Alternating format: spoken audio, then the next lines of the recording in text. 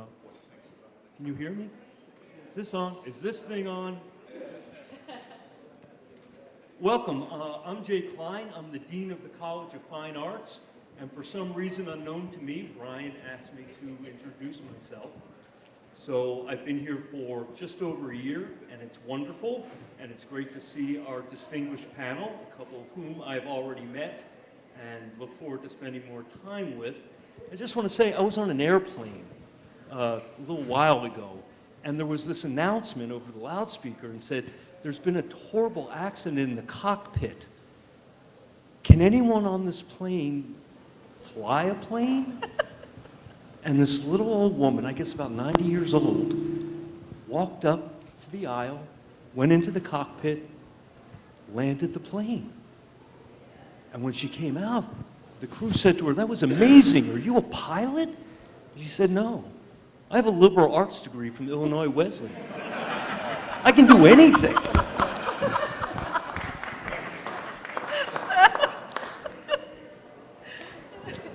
It's about entrepreneurship. Brian and I have begun our conversations about how to enhance the entrepreneurial experience of our students in the College of Fine Arts, who, by their very nature and their professions, are entrepreneurs. I started in the theater. I was fortunate enough to never have a real job, like one with benefits, till I was, 40-ish, and I started working full-time in theaters. And that was great. But what I didn't have were those tools in my 20s and 30s to make my life a little better, to be able to extend my skill set. And so that's the direction we're going to go, one of the directions we're going to go with the college, working in partnership with the School of Business and Economics. I have them in my sights. We have some plans, and we're looking forward to doing that. So that's me in brief. Good to see you. Thank you again for coming. Brian, I still have no idea why you asked me to speak. Thank you, Jay. Oh, I'm a little louder. Thank you, everybody, for coming.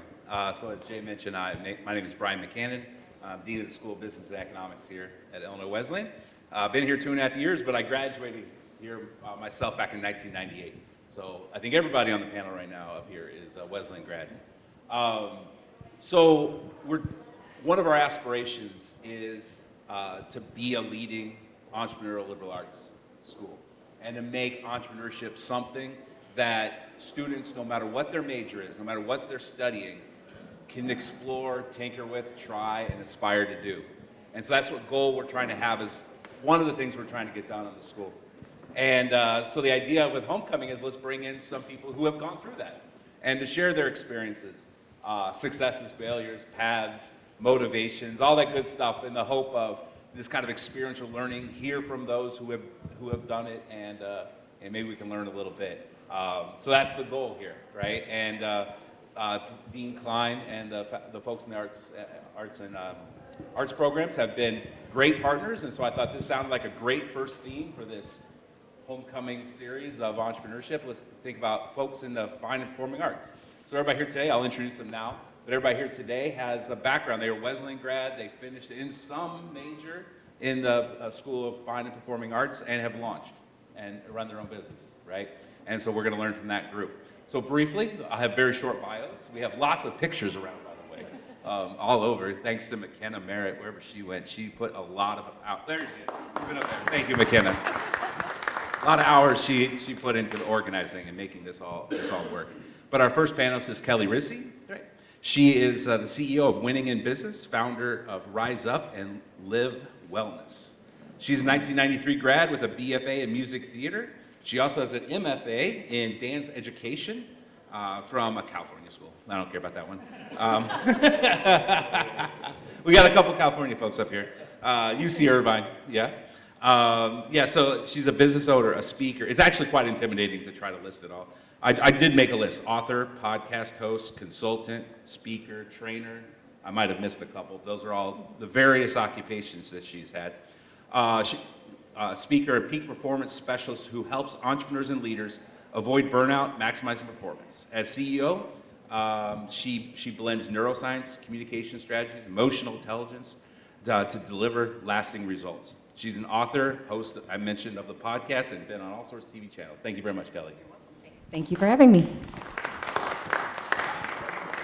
Yeah, it's just lucky. Todd French is our next. He is also a Wesleyan grad from Illinois Wesleyan, a bachelor in 1993, bachelor's in music, focused on cello, if I'm not mistaken. Multiple businesses he seemed to run. He's a professional cellist, turned entrepreneur, earned his master's in music from USC, also another California school. Todd performed with the Los Angeles Opera, the Master Choral, the Hollywood Film Studios before founding StringWorks, a premier violin family instrument company in Geneva, Illinois. He's also the founder of Wine Berserkers, the world's largest wine community forum, and a co-founder of the Wine Check, a specialty wine travel product. I was playing on the website. Looks like some great stuff. You can get your wine through the airport a little safer, or ship it home directly when you're traveling out in California. Todd's career blends artistry, innovation, and business leadership. Todd, thanks for coming. Thank you. Number 3 is Casey Erin Clark. I just have to go straight. On your bio, you had a one sentence. Who am I? Oh, yeah. Loud girl learns to amplify others. I thought that was nice. So I'm done with the bio. No, just kidding. Casey is a 2004 grad with a BFA in music theater. She's an actress, singer, speaker, and co-founder of Vital Voice Training. I didn't even try to list the performances, but you performed at the Oscars? Yeah, very cool. Where she helps leaders and teams develop powerful, authentic voices. Her stage career includes the national tour, multiple off-Broadway productions. I said I wasn't going to read them. And Casey's also a founding member of Dreamers/Doers, a collaborative network of women entrepreneurs. There's her motto. Thank you very much for joining us, Casey. Thanks. And finally, Justin Ahrens, 1994 grad and Chief Creative Officer of Rule 29, an award-winning employee-owned B Corporation, I like how you put that specifically in there, for over 25 years and has led purpose-driven design and branding initiatives for clients, ranging from startups to Fortune 50 companies. Recognized by Fast Company as a world-changing ideas leader, Justin has spoken internationally on creativity, leadership, and design for good. His career reflects a belief in the power of design to impact businesses, culture, and community, and a frequent guest speaker here on campus. Thank you, Justin. Thank you. That was quite a mouthful. Yeah. So on to my questions. Sorry, got too many sheets. So the first is I want to kind of go through each one of your careers. I gave you quick bios, right? But let's start at the beginning and work our way to today is our goal. And so first question I'd like to hear from each one of you is where was your interest in studying in the arts when you came to Wesleyan? Where did that motivation come from? Kelli, you want to start us off? So I started dancing at the age of 3, and it was pretty much just something I absolutely loved. When I got into high school, then I was in the musicals, so more acting. I also started singing fairly early. My first song and dance, some of you will appreciate this, was the Red, Red Robin. When I was 3 years old on the Admiral, if anyone's from St. Louis, you'll know the Admiral. So it was just something that I did forever, and you know, who knows what you want to do for your career, right? So it seemed natural for me to go into the fine arts department. And so that's what I Very did, nice. and I loved it. Yep. Dancing when you were 3. Yeah. All right, fantastic. Todd. Mine was a little different. I started playing cello around 6 years old, and for me, I hadn't yet decided that I wanted to have cello as my career, but I wanted to use the full scholarship to get an education to do something else. And at that time, I think it was sports medicine or physical therapy or something like that. But within maybe 2 weeks of being here as a cello performance major, I changed my mind immediately, and I completely abandoned the prior career path. So, I'm glad I did, because it was a wonderful time that obviously Kelli and I both know from class of '93. Very nice. Casey, what was your motivation for an arts education? Well, I mean, you shared my 6-word bio, loud girl, learns to amplify others. I have been singing since I could make noise, very often with my family, who is sitting out there, Von Trapp style, which is exactly as nerdy as it sounds. I have loved musical theater, I think, since I first encountered the art form. My mom and dad took me to New York when I was 8, and I saw Phantom of the Opera, and I was just like, and that was it. That was it for me wanting to move to New York, and that was it. I attended an international thespian festival in Illinois when I was a junior in high school, and I saw a workshop called Musical Theater, the Alternate Universe, and it was about how in musicals, when thoughts and feelings become too strong, you go from spoken word to song.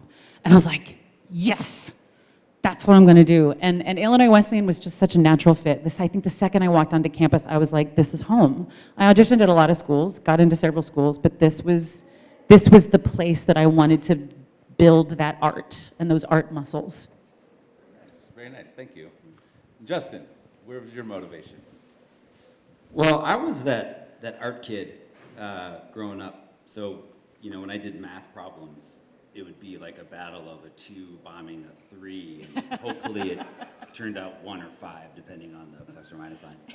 And so I really wanted to find a place that I could explore what that meant, because design and advertising, when I started here, that wasn't as big as it is now. But I also love sports, so I'm like, oh, I'm an art kid and a sports person. Do those always mix? And so coming on campus and seeing the culture here and the ability to push on all of those different possibilities was the perfect match. Very nice. I think there's definitely a theme of you were artistic when young, yes, and stuck with the passion and brought it all the way to college. Very good. So now my next question kind of builds off that. So you had this artistic interest, you studied here at Illinois Wesleyan, now you graduate, right? Now it's time to launch the career, right? So Todd, I'll pick on you first, just keep moving around, right? But tell us a little bit about that journey, leaving here, getting a career started. Okay, because you just heard that my initial concept of coming here was not to be a performance major, but then it changed because I fell in love with the music program here when I was here. I had conscientiously decided I want to not have a conservatory education because I wanted to have a more well-rounded one. If I am going to go on to something else that is not related to music, I can't, you'd have to basically start over at a conservatory. And so for me, the key component was the flexibility here. I had the ability to sort of create things that work here. Of interest, particularly to Jay, would be that I started a music student recruitment department here, basically, because any potential music students were just talking to staff. Well, the parents had questions that weren't just rainbows and honey questions. They wanted to know the real, what is it like here? And so I started calling each of the potential students or parents and saying, do you have questions for me from a student? And being this small, intimate campus, and they're open to ideas, or were then, but I assume obviously they are now because of all the expansion. And it was a very successful idea, and we massive upgrade in the number of students the next year, the ones accepted, and then the following year, and then they created a staff position for it. You can't do that at many places. And then my senior year, I decided to learn how to repair string instruments. That was my interest. So I go to Dr. Kavam at the time and said, I have a new idea. Well, you've already established this past idea worked well, so you're likely going to get this one approved, and he approved it. And I started to learn the craft of repairing instruments here with the collection from the university. Gave me a little workshop, and I was fascinated with that. I don't know how long the story can be, but then Minor Myers came into play, our president at the time. And he had his own musical instrument collection. He caught wind that I was repairing instruments, and he's like, you need to come repair my instruments too. And so I'm repairing all of these Baroque instruments that he collected, the bows and the violins primarily. And I'm going to his office and thumbing through Christie's catalogs, auction catalogs, to figure out which instruments he's going to buy next. And so this whole experience, that all of these things led to what eventually happened. I eventually opened up a musical instrument department at an auction house because I was familiar with that from doing this with Minor Myers. And I curated the collection of instruments at USC because Minor Myers wrote a personal letter to the School of Music saying, you should have this guy do this. And they don't often get letters from school presidents. So the school has to be, this has to, you know, you can have these ideas, but you have to have a receptive space on the other end of your ideas, right? Where you can formulate the idea and you can develop it, and that's what this university offered me. I would not be where I am if it weren't for all of the different things and, you know, the whatever it is, ADHD, like, no, I want to do something else now. No, oh, I'm sick of that one. I'm gonna repair instruments. You know, it's like, I'm like, sure, do it. And to have to have all of those to have that offered to me is just so invaluable. And that changed my career path. So I continued to perform while starting businesses because when you start a business, as all of us will know, you don't make any money. Yeah. So it's really nice to continue on both and sort of double dip, even though one is not much of a dip, and until you have your success, and then you can decide to you know, fully immerse yourself in it. So for here, it was all about opportunity for me, and I didn't anticipate that, but I received it, and it's absolutely invaluable to me. That's a great story. It almost sounds like a wonderful plug for our future Petrick Center, right? Like we providing a space. Does that have to come back again? Yep. Only if Anne's coming back. If Anne comes, I'm going to be back. Yeah, literally providing a space for curious students like yourself who are tinkering, who are exploring their ideas. Yes, so little plug there, just throwing there. Yeah. Casey, how about your story?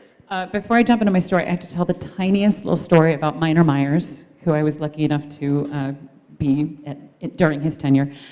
When I was a sophomore here, we did a student production of Songs for a New World in the Phoenix Theater, which is still in the basement next to the dugout. The best experiences, just student-run production, which I think is really a sign of entrepreneurship in the theater department. He came to see the show, and the person at the door didn't recognize him and started to turn him away, and we were like, no! Get him a chair!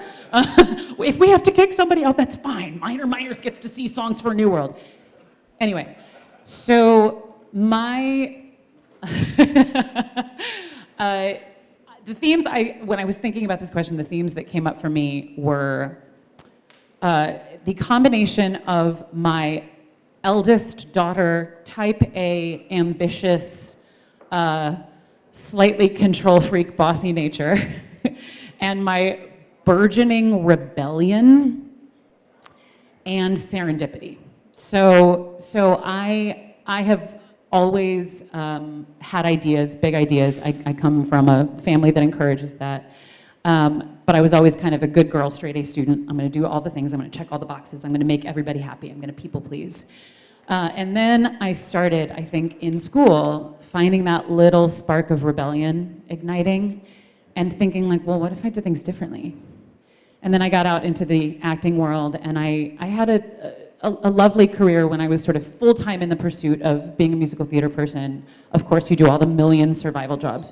I passed out Disney fans in Times Square. I interned, I temped, I did all kinds of, I had like my Devil Wears Prada experience.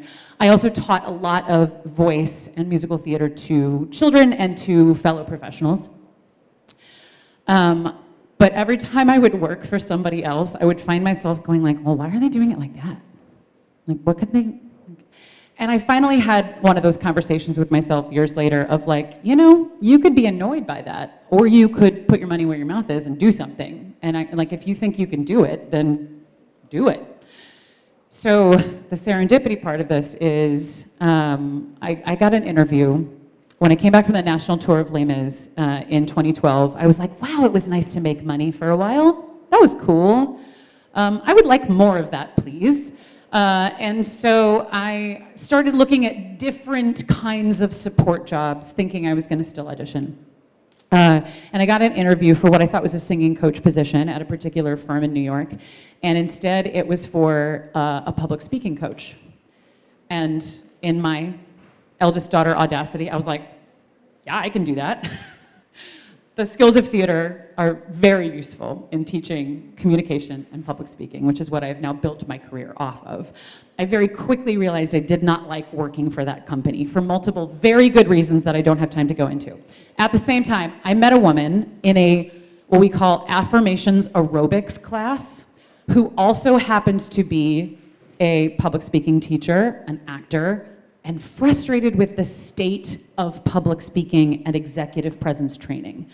Because this era was what we call the great moral panic over vocal fry, where everyone was talking to women about how annoying their voices were. And if they would just fix their voices, then people would finally take them seriously. And the solution offered was essentially, do your best imitation of a middle-aged white man, and maybe people will take you seriously. And as a theater person who got excellent training in voice use, in characterization, in living under imaginary given circumstances, in all of that stuff, I was like, the advice that was being offered was crap.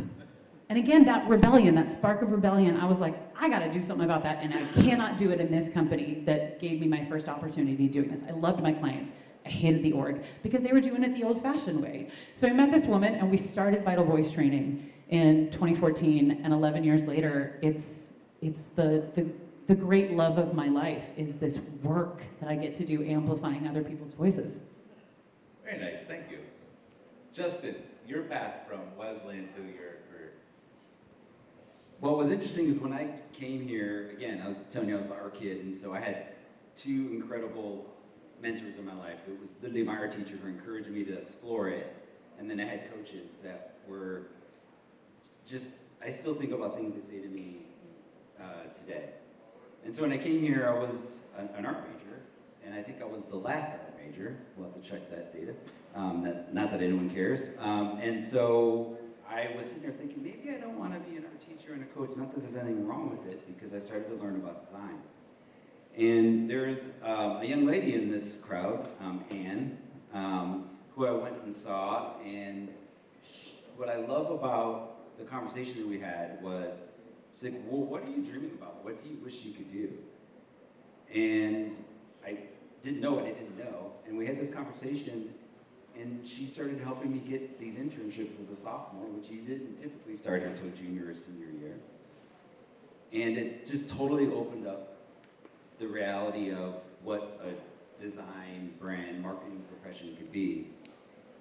And it was amazing, to the point where I felt confident enough my senior year to go, and she helped me get an internship with a professional sports teams agency. And so here's a guy who loves sports, is now doing design that ended up being the Arizona Diamondbacks and the Phoenix Coyotes. And so it was, I just thought that, man, life can't get much better than that right there.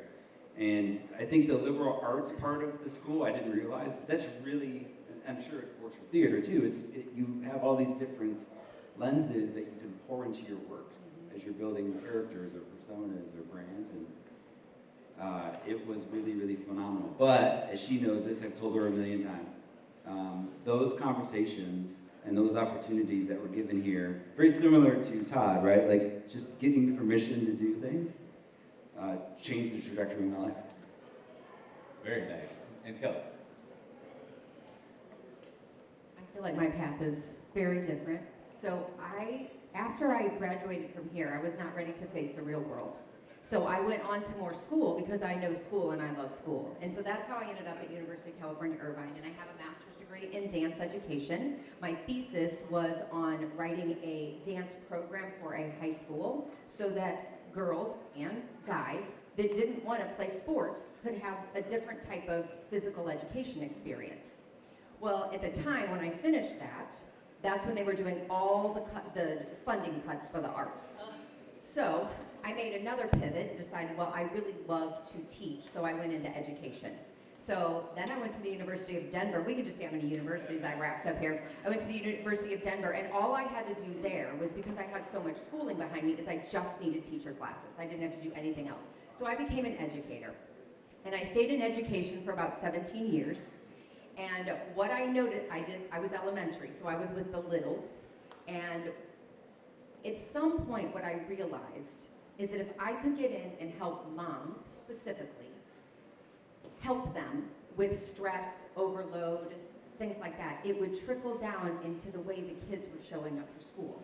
And so I left teaching, and then I started my own business, Rise Up and Live Wellness. I did a lot of health and life coaching, and then I ended up actually working with mostly business owners, because we know that business owners, it is you until you get to a certain point, right? It's still you all the time.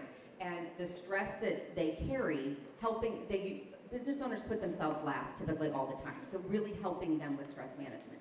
And so that's where I am. How I married the two things together of fine arts, of what I absolutely love doing of being on stage, and education is when I started speaking. And whether you're doing a breakout, whether you're doing a keynote, that is when you are sharing your message, you are teaching, and you also have the stage.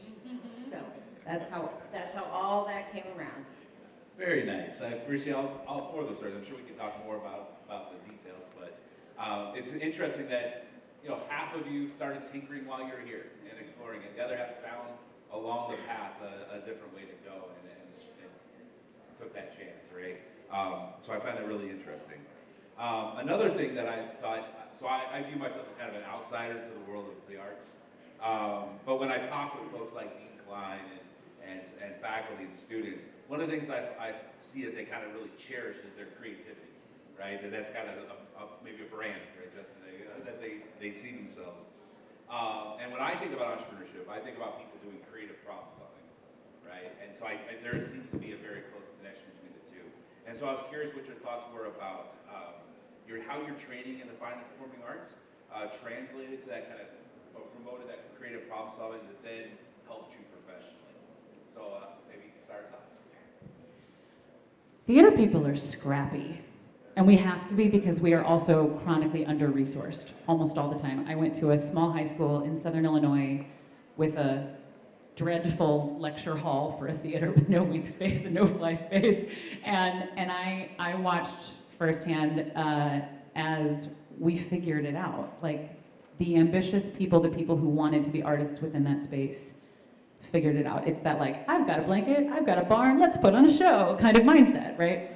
I think how that then translates through, like, the experience at Illinois Wesleyan and all of that, it becomes what I call the everything is figure-outable mindset, where, I didn't know anything when I started my business. I was Googling things like, what is an LLC? Like, what is an S Corp? What's a B Corp? Like, all these, I knew nothing.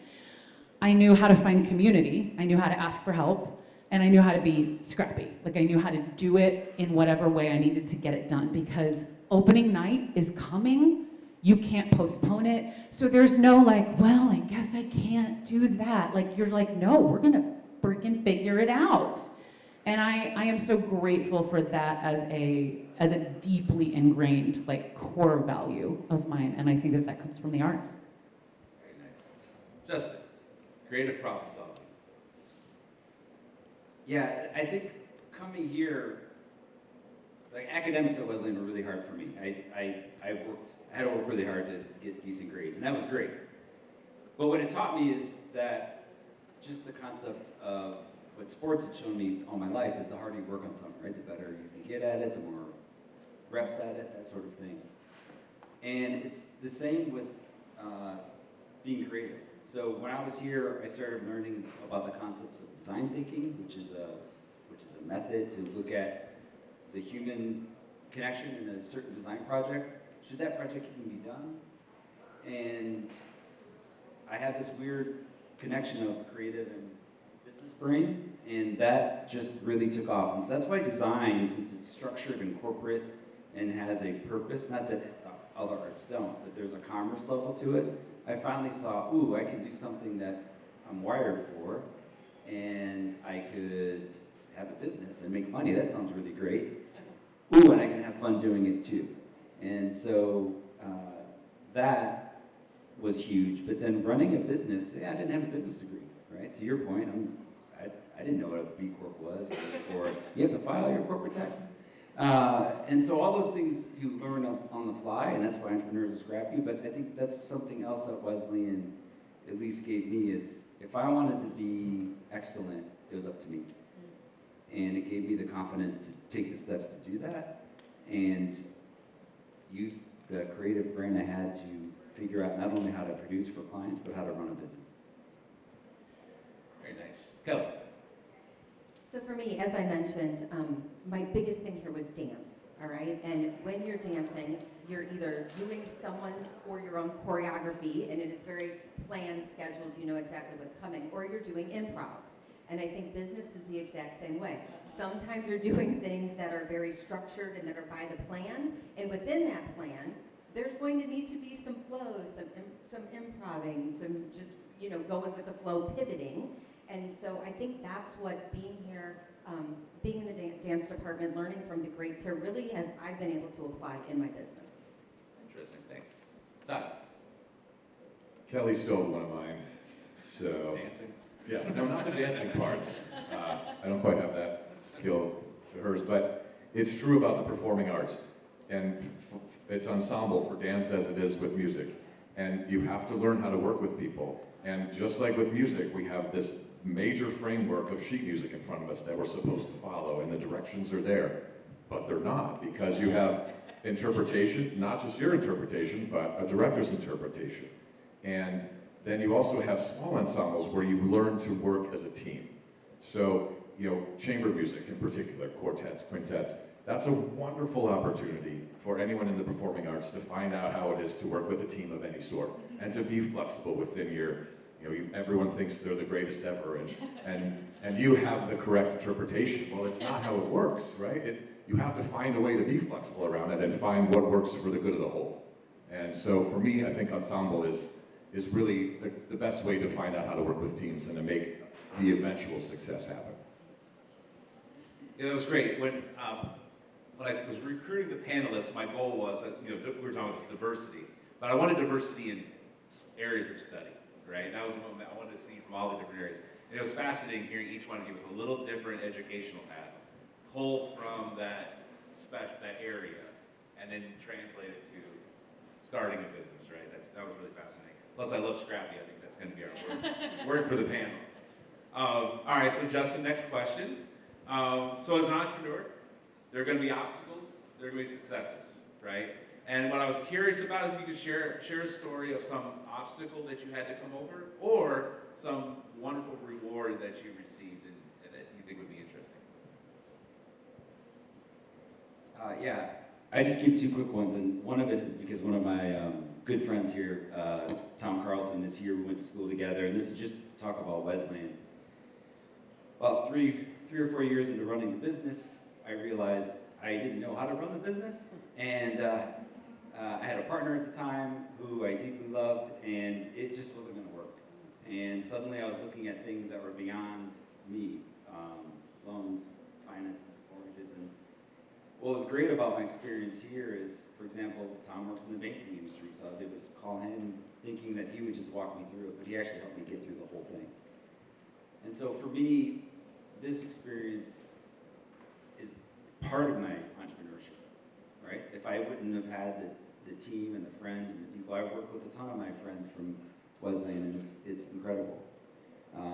And, you know, from that, you know, years later, because we were able to stay in business, we did a project where we adopted a couple villages in South Central Africa, or Sub-Saharan Africa, and over a year,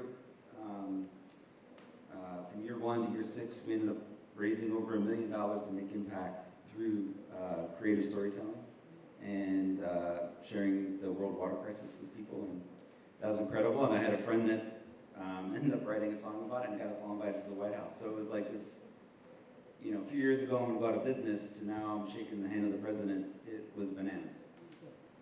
Very nice. Kelli. Just one obstacle? Okay. Something that comes to mind you think would be most relevant. How about that? So, knowing that I taught for 17 years, okay? Being a teacher, I never had to market Those students showed up in my classroom every year. I never had to do a Facebook ad, nothing. I didn't even have to network to find them. They just showed up. And so that was the biggest learning for me is networking. And when I started my podcast, I went back and why were you never on my podcast? I don't know. But I don't know. But I mean, I know. I have business owners from Wesleyan. Like I went through the Wesleyan LinkedIn page, no lie, and was looking for business owners that I could invite on my podcast. And building that community was really helpful for me and rewarding. I love connecting with people. So that answered your question. Yes, fantastic, yeah. Todd, obstacles. So obstacles, in the performing arts in particular, you're hitting obstacles all the time. It's nonstop. You take all these chances. You put yourself out there, whether it's on stage, whether it's an audition, whether it's just sitting there in the practice room and screwing up all the time. It's over and over. It's failure and failure and failure and failure over and over. And you keep going. You keep trying. And so for me, it's not one obstacle. It's the fact that I feel particularly enabled to go through those obstacles because just in starting a business, there's all kinds of ways you're going to fail. And you can't give up because this is what you're pursuing. That's what we learned. You know, you have to keep trying, you have to keep practicing, you have to apply yourself. And I can't speak for other majors, but I don't know that there's the same sort of reflection and constant failure that we had. And putting yourself out there and saying, I'm going to take this chance. I'm going to do something that maybe nobody else ever did before. And so we have a unique perspective because it's not one obstacle, it's a lifetime of obstacles. So many no's to get to the yes. Yes. Thank you for that. Casey. Yeah, there's so many that I could talk about, but I think I want to talk about the issue that comes when you don't necessarily know what you're doing, you know, when you don't know about how to market yourself, or you don't know how to file business taxes, or you don't know how to do this or that or the other when it comes to your business. And you reach out for help, and you don't know how to vet the people that you hire. I think some of the biggest challenges that we've run into in Vital Voice training has been, okay, this is actually something that we can't figure out how to do ourselves, and so we need to get help. And I think that there's an impetus that I think comes from a very good place to like hire people you know, hire people who are like you, hire people who are within your community. And particularly, I gotta call this out, particularly in the lady entrepreneurship world of the 2010s, our girl boss era, there were a lot of unqualified people hanging out a shingle and saying that they were gonna do stuff. So like, we hired a PR person and paid her all this money and got like 32 lame headlines that we could have come up with ourselves and like no contacts with journalism people.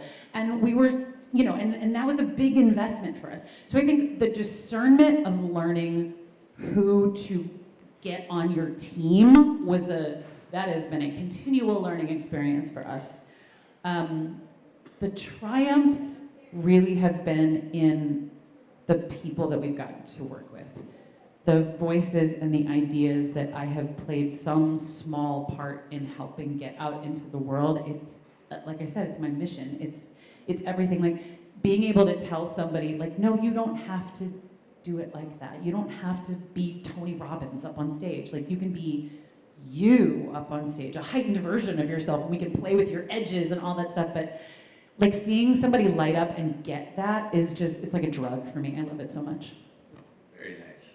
I want to make sure we have time for questions from the audience, but I wanted one more round of questions. I know I have many more, but that's all. I always have more questions at a time. What I thought would be a nice way to end it is we have quite a few students here, many in the fine performing arts, some in business, and so I was curious if you had any like words of advice. What could they be doing while they're still here at Wesleyan, right, to prepare themselves if they're thinking, maybe I want to be an entrepreneur someday, right? What would be something you would recommend them be doing before they graduate? Kelli?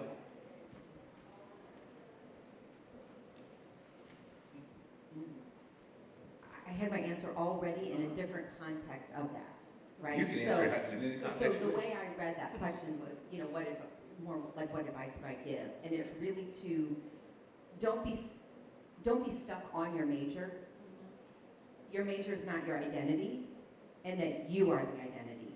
And, pulling from Todd of just how you went in and so many people helped you, right? And just asked you, and then you went with that idea. And you had an idea, and then you had, I definitely do that.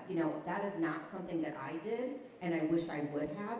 Ask more questions, share your ideas more, be seen, be heard, while you're here in this somewhat safe space.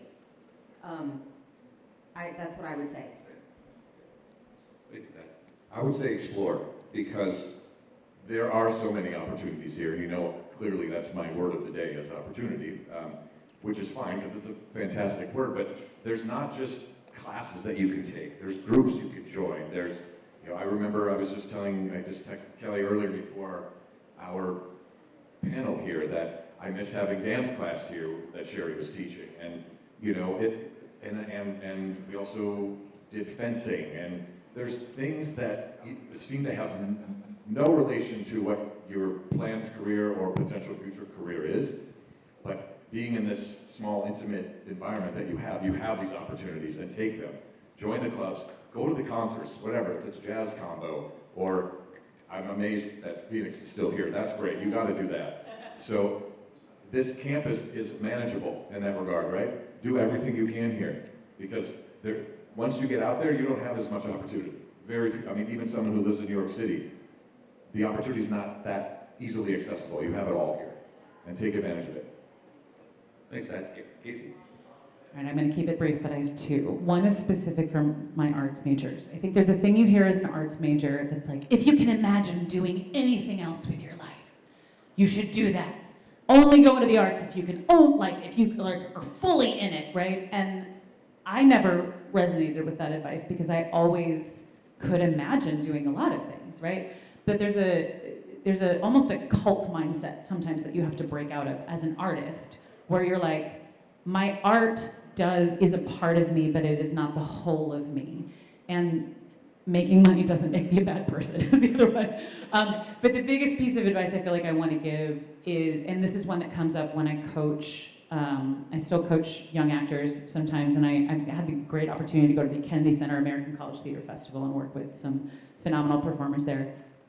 And the thing that I always say to them before I coach them is, for the rest of your life, everyone is going to have opinions about you, about your work, about your identity, about how you present, and some of them are going to feel very free to give you feedback, whether or not you've asked for it.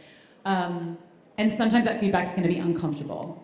And sometimes that's uncomfortable because it's right, and you do need to make a shift. And sometimes it's uncomfortable because it's wrong, and you know that deep down, and it's uncomfortable because it's your work and it means so much to you, and it's your identity, and it's hard not to feel seen.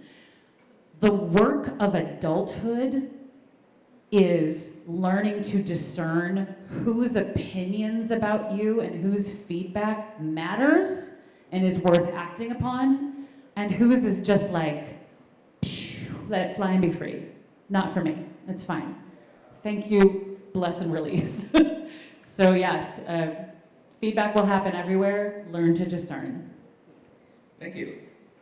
Justin, your recommendation. Yeah, one of the things we have a great internship program, and one of the things I tell my interns, and I try to coach them on, is that you're going to school, but school just doesn't happen for you. You just don't go there and get a degree, you walk away, and everything's going to work out. So invest in yourself. And the way that I share with even my team today is, all of a sudden, enjoy and take advantage of what's here for you, right? Be curious. If I never would have went and said, if I would have heard someone say you can't have an internship as a sophomore, I never would have went and had an internship and realized like, oh, I don't want to be a teacher, I want to be a designer, right? It's a very simple one. But to continue to be curious, to take classes that you can still get in and graduate that you're not going to have time with when you're an adult, right? Like you said, you miss those things that you did here when you were a student. This is a magical time for you. And just, oh my gosh, soak it up as much as you can. And invest not only in yourself, but the community here. There's so many people, well, Kelli and Todd went to school together, right? You're still friends, it sounds like. That's great. There's a bunch of people here that I know that I talk to almost weekly. And that's because this experience can be what you want it to be if you choose to invest in yourself and invest in it. So do that, be curious, and remember when you leave here, at least on the arts or design level, when you graduate, you are your brand. That portfolio you have, that ability to play an instrument or dance or whatever else, that is your next step.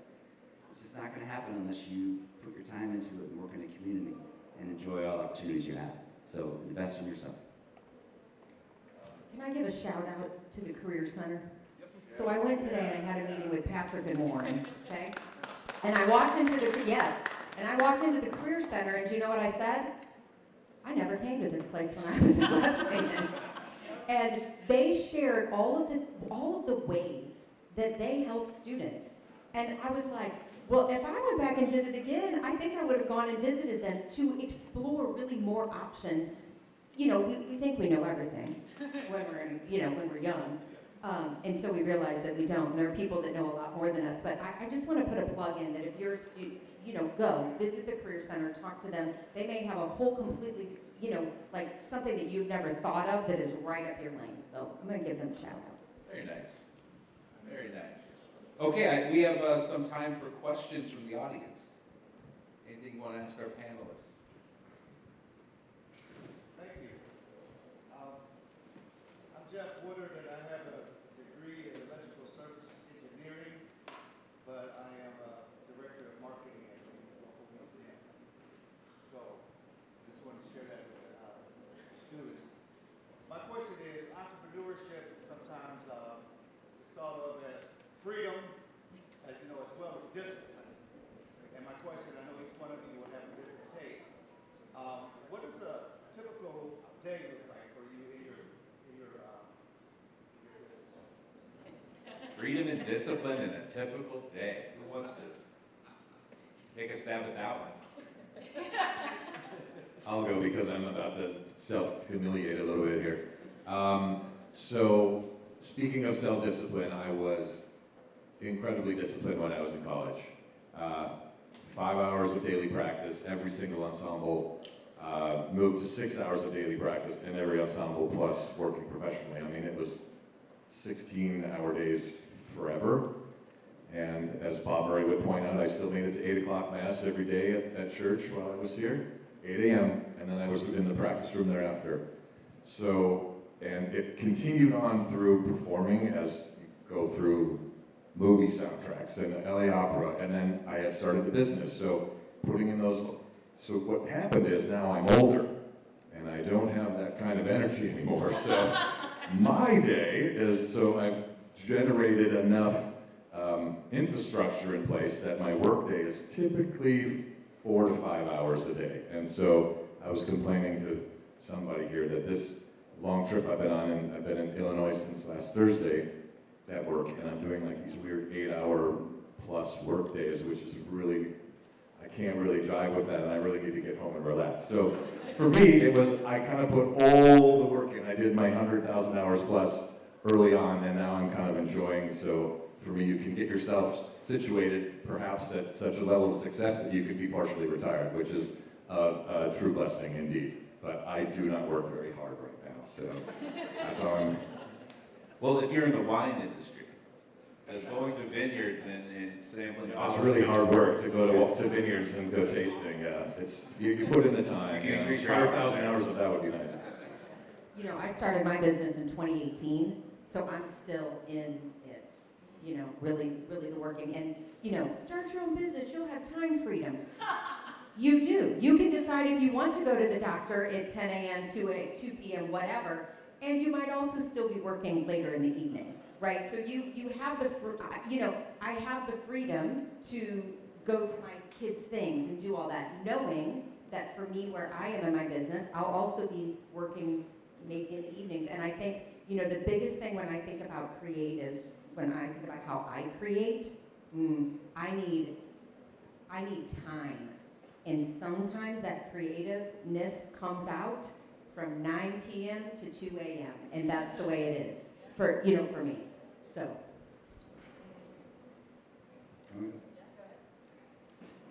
I would say, I started my company in 2000.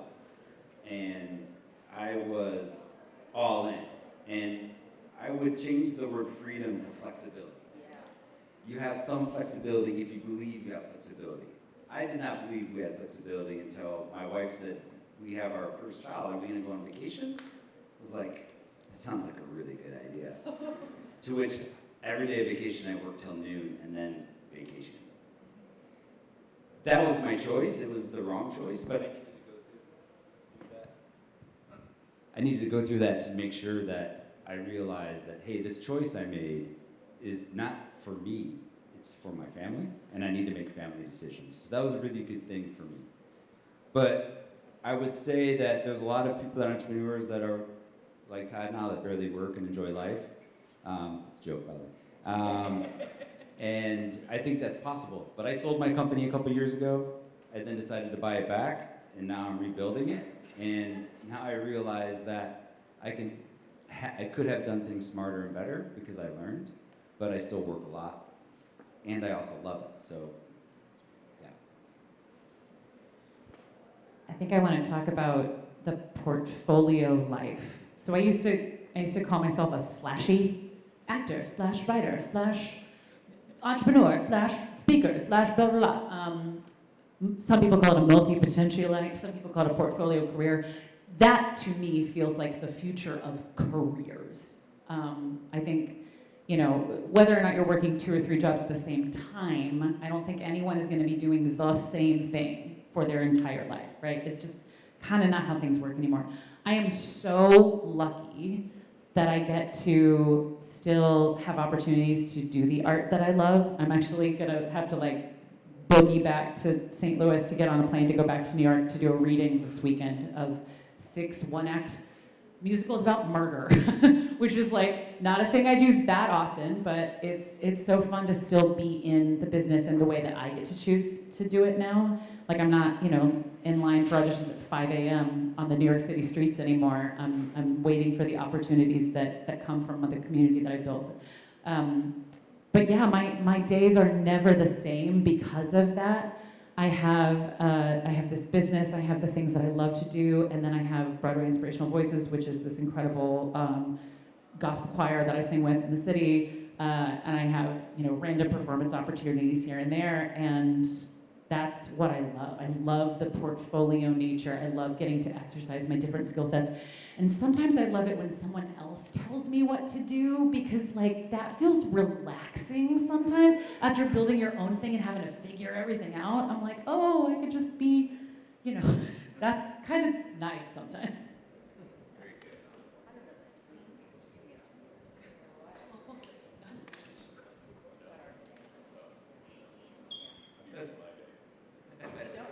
No one beats Todd's day. What's your question? So the thing I hear most often, I'm an art major, is what are you going to do with that? What was your response to it then, and what would your response be to Can we swear? it now? Just know that we want to swear. Well, you just started. Oh yeah, I was an art major. Thank you. Yeah. My dad said that to me, and that really bummed me out. And that's really why I went into education, because I felt I had to qualify this. And although in the end it ended up being a great thing, because I love to teach, and part of what I do now in art direction, a lot of the things I learned in those undergrad classes have helped. I wish I would have told my dad that, I don't know, I'm going to explore it, I'm curious, I'm going to see what's out there.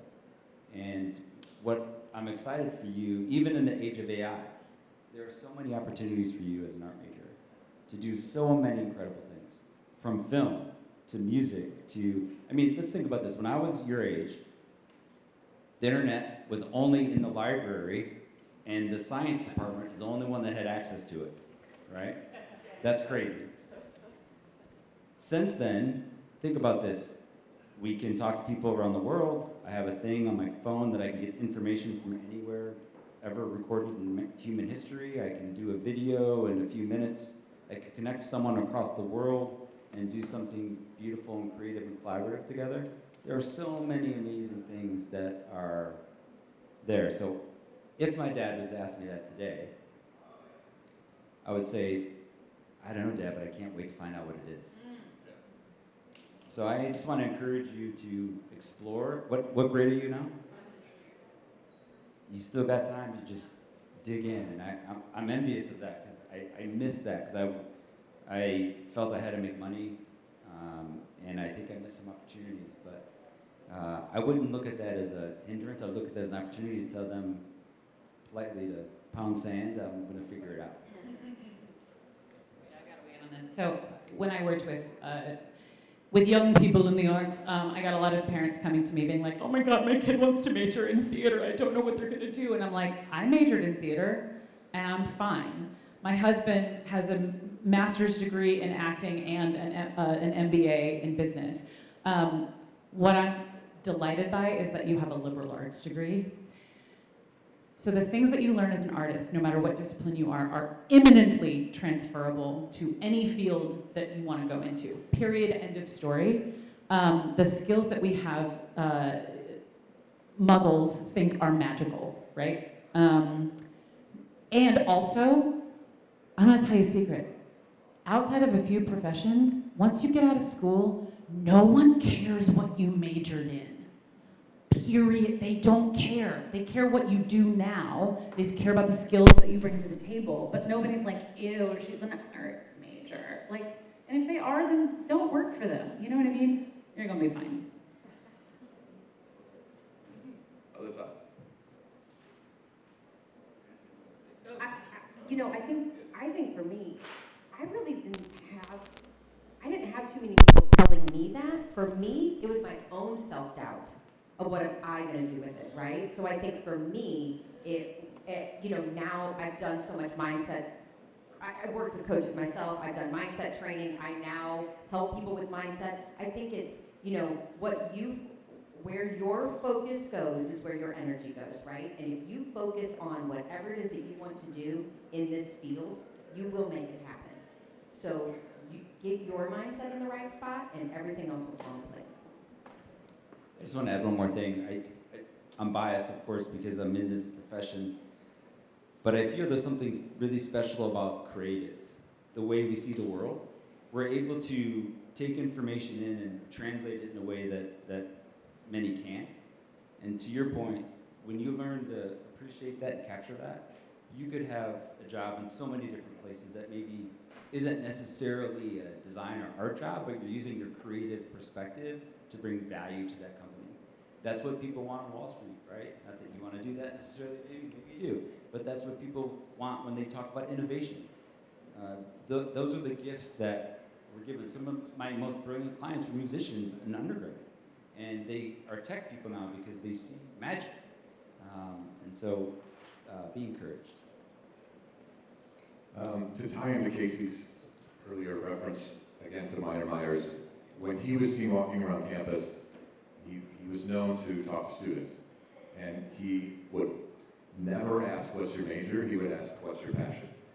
So, and you can see, this is just a representation of those in the fine arts. I didn't major in what I ended up doing. None of us majored in that. So you'll find what it is. This is what you want to do right now. So again, you don't answer to anybody, but it's your passion, so something will come of it. Very nice, thank you. I think we're about out of time. Any last questions? Okay, I just want to thank all four of you very, very much. It was very impressive to hear your careers. I learned quite a bit, little lessons, and I found interesting themes that were connecting each one of yours. So I very much appreciate your time. Please join me in thanking you.